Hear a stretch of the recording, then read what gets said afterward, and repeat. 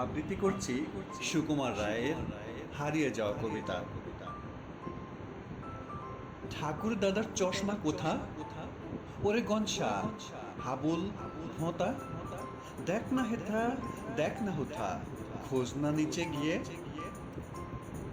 কই কই কই কোথায় গেল?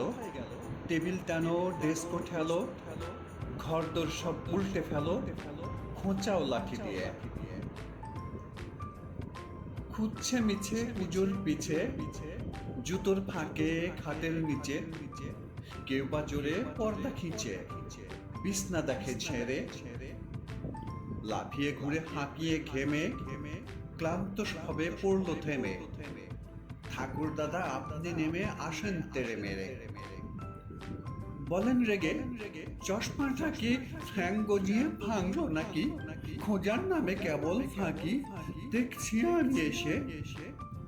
যেমন বলা দারুণ রসে, কপাল থেকে অমনি খসে, চশমা পরে তক্ত বসে, সবাই ওঠে হেসে।